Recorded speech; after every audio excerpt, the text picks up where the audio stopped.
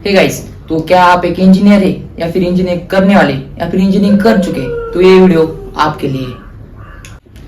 तो नमस्कार दोस्तों, मैं वैभव आपका दोस्त आपके लिए लाया एक बहुत ही बेहतरीन वीडियो।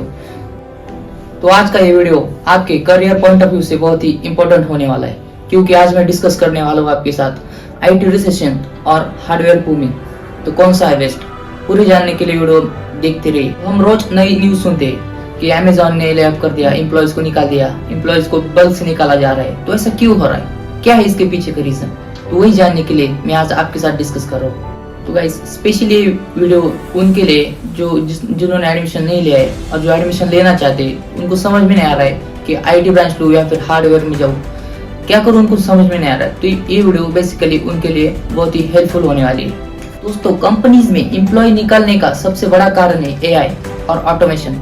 जैसे कि हम देख सकते हैं कि आजकल ऑटोमेशन का बहुत ही क्रेज हो रहा है और एआई भी बहुत ही बूम कर रहा है। गाइस, हमें पता है कि एआई सॉफ्टवेयर का ज्यादातर काम तो एआई खुद कर रहा है। HTML का 1000 लाइन का कोड एआई एक चुटकियों में लिख कर दे रहा है। तो ऐसा सब कुछ हो रहा है और ऑटोमेशन की वजह से एम्प्लॉय की जरूरत ही नहीं पड़ रही। तो दिन ब दिन बहुत ही ऑटोमेशन और एआई डेवलप होता जा रहा है। तो आज हमारे युवाओं के सामने एक बहुत ही बड़ा सवाल आ रहा है कि हम जाए तो जाए कहाँ, कौन सा प्रोफेशन चूज करें, जैसे कि हमें फ्यूचर में बहुत ही अच्छा इनकम हो जाए, अच्छी डिमांड रहे। तो ले ऑफ के लिए एक बहुत ही बड़ा रीजन है, जो कि हम जानते हैं कि कोविड में बहुत ही बड़ी मात्रा में मास हायरिंग की गई थी, कंपनीज को एम्प्लॉयज की बहुत जरूरत थी। तो अब उनको इतनी एम्प्लॉयज की जरूरत नहीं पड़ती है। वो डिपेंड होता है कि कंपनी के ऑर्डर कितने मिल रहे। फॉर एग्जाम्पल, अगर कंपनी एक वेबसाइट बनाती है तो आगे से उनको जब तक किसी वेबसाइट बनाने के लिए ऑर्डर नहीं मिलता है, तब तक कंपनी काम शुरू नहीं करती।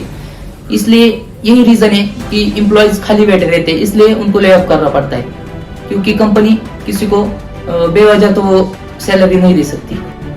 तो इस पर सोल्यूशन क्या है? तो सोल्यूशन ये है दोस्तों कि अगर आप इंडस्ट्री में जॉब कर रहे हैं या फिर अभी आपने एडमिशन ले लिया आईटी कंप्यूटर जैसे कि ब्रांच में एडमिशन ले लिया, तो आप अपग्रेड स्किल सीखिए, खुद को टाइम के हिसाब से अपग्रेड करते रहिए। मार्केट में क्या चल रहा है, जैसे कि अब एआई चल रहा है, तो आप एआई सीखिए, एआई को कोडिंग में कैसे लाए ये सीखिए।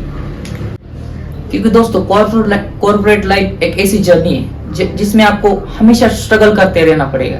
अगर आप रुक गए तो आपको निकाल दिया जाएगा।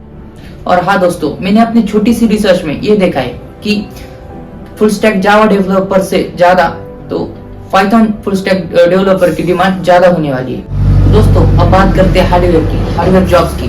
क्यों हार्डवेयर जॉब्स की डिमांड बढ़ रही है? तो दोस्तों, ChatGPT से एआई मॉडल्स को लाखों में जीपीयू और हाई परफॉर्मेंस सर्वर चाहिए, जिससे कि सेमीकंडक्टर इंजीनियर, हार्डवेयर इंजीनियर और डाटा सेंटर टेक्नीशियन की मांग दिन ब दिन बढ़ रही है। और यूएस, चाइना, इंडिया, जापान जैसे बहुत ही देश चिप मैन्युफैक्चरिंग पर लाखों अरबों डॉलर्स खर्च कर रहे हैं।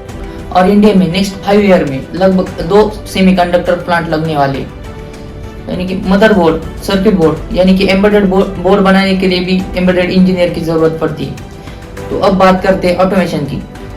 हम सब जानते हैं कि कार मैन्युफैक्चरिंग कंपनी होती है या फिर कोई भी ऑटोमेशन कंपनी होती है, तो उसमें गाड़ी को असेंबल करने के लिए ज्यादा मैन पावर की जरूरत नहीं पड़ती है। उनके खुद के बने रोबोट्स होते हैं और रोबोटिक आर्म्स होते हैं, जिससे वो एक ही वर्क करने के लिए उनको लगा दिया जाता है। तो एक पर्टिकुलर वर्क वो लूप में करते रहते हैं, तो इससे कार मैन्युफैक्चरिंग होती रहती है। तो उन रोबोटिक आर्म्स को, उन रोबोट्स को प्रोग्रामिंग करने के लिए एक रोबोटिक इंजीनियर की जरूरत पड़ती है। तो उसमें आता है PLC सबसे पहले।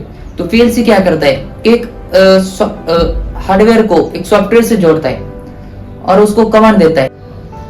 तो गाइज, अब आपको एक बात तो पता चल गई होगी कि आपको कॉर्पोरेट वर्ल्ड में सर्वाइव करने के लिए सबसे जरूरी है स्किल्स।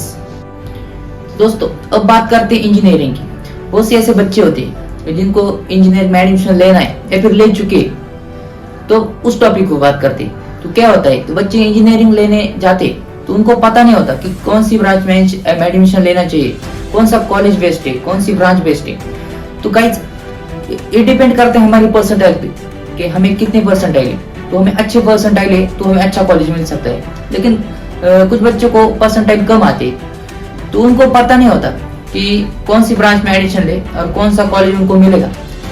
तो गाइज, आपको करना है कि आपको ब्रांच के ऊपर ध्यान नहीं देना है, आपको कॉलेज अच्छा चूज करना है, क्योंकि आपकी प्लेसमेंट ज्यादातर आपकी कॉलेज के ऊपर डिपेंड होती है। अगर आपको पहले पता करना चाहिए कि आपके कॉलेज में प्लेसमेंट मिल रही है या नहीं, उनको पढ़ाना कैसा है।